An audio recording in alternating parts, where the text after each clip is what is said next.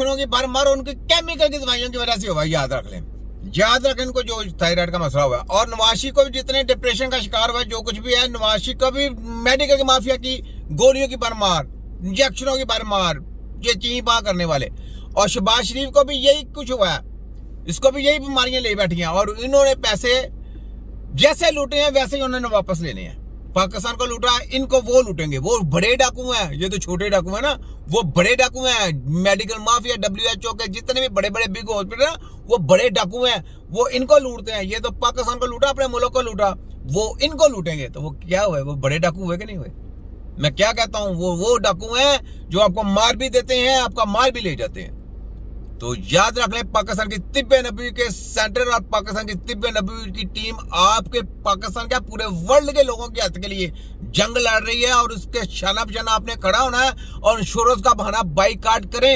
ये इंश्योरेंस का बहाना देके आपके बच्चों पे तजर्बे किए जाते हैं, आपके बच्चों का तिया पंचा किया जाता है। याद रख लें, कोई ऐसा इलाज नहीं है, सब ऐसा, ये जो जिस तरीके से इलाज कर रहे हैं, ऐसा इलाज ही कोई नहीं है। जो स्टडियां कराई जा रही है, ये रॉन्ग है। ऐसा सिस्टम नहीं है इंसान का सिस्टम कुछ और है। उस सिस्टम के लेके चलना है। और दूसरा नंबर पे मैं पाकिस्तान के हकीमों से कहता हूं कि आपने अगर कुश्ता साजी सीखनी है ना, तो किसी दाना आदमी से सीखें, दाना आदमी से कुश्ता साजी सीखें। और वो जो कुश्ता साजी सिखाएगा आपको प्रैक्टिकल करके, और क्या मतलब है, मरीजों के ऊपर वो कुश्ता साजी चला के पूरा आपको बताया जाएगा कि कितने मकदार में कुश्ता डालना है, कौन सा कुश्ता डालना है, कैसे कैसे बनाना है। तो ये हमदर्द और करशी वाले के दलालों को नहीं सिखाना। ये बिजनेसमैन है, ये बिजनेसमैन है, याद रख लें, इनसे दूर हो जाएं, याद रखें। तो जनाब, ये मरियम साहबा, आपको थोड़ी सी यहाँ से मैं रिस्पेक्ट दूंगा यहाँ पे, क्योंकि आप बीमार हो गई हैं। तो बीमारी की हालत में मेरा ऐलान है कि चाहे वो मेरा दुश्मन भी होगा ना, तो मैं फिर भी उसके कंधे के साथ कंधा मिला के खड़ा होऊंगा। लेकिन जब वो फिरौन और दज्जाल की यानी शैतान की कुर्सी पे बैठ के ललकारेगा दूसरों को, उस वक्त मैं उसके खिलाफ होऊंगा। ये मेरा ऐलान है।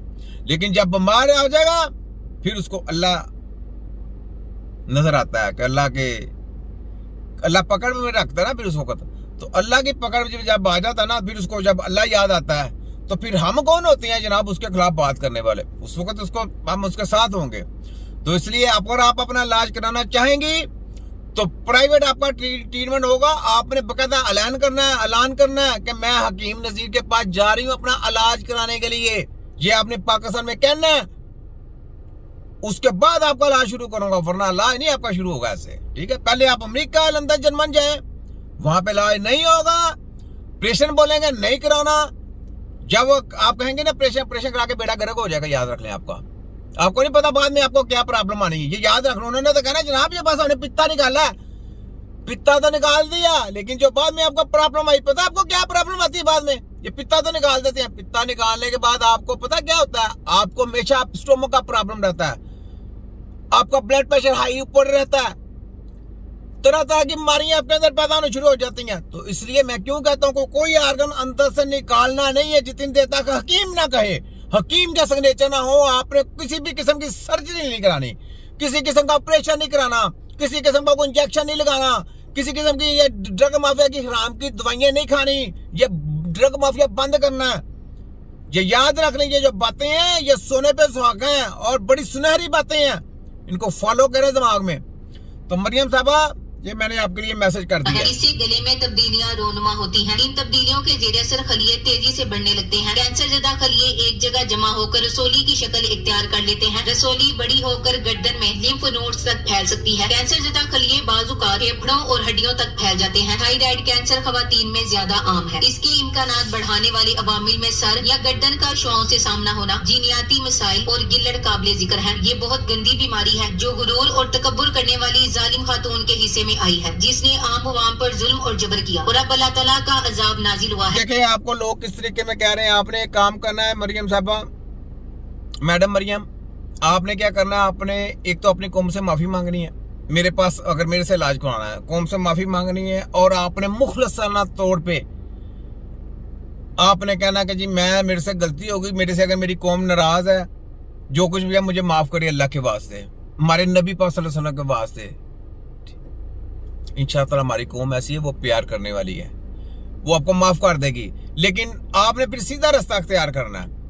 हम आपका इलाज करेंगे फ्री, कोई पैसा नहीं हमको देना। हमको लानत भेजे पैसों को, ठोकरे मारते हैं पैसों को। भाई हम दाल रोटी खाने वाले बंदे हैं। हकीम होता है जो दाल रोटी खा के गुजारा करता है, पैसों से प्यार नहीं करता।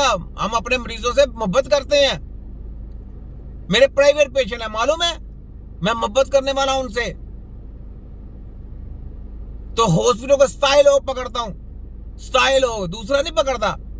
तो अपना स्टेटस बाहर वाला है। ये मैं कहता जाओ पहले जाके घूम फिर के आओ उधर, उसके बाद आओ इधर। तो पाकिस्तान में हमने उतनी देर तक अपनी टीम नहीं ज़ाहिर करनी जितनी देर तक तिब्बे नबी के सेंटर ओपन नहीं होंगे। तिब्बे नबी के सेंटर ओपन होंगे, उसके बाद वहां पे ड्यूटियां लगेंगी, फिर वो ट्रेनिंग का हिसाब होगा। ऐसे नहीं, चंद लोग हैं हम तो कौन से करोड़ों में शामिल है, हजारों में शामिल है।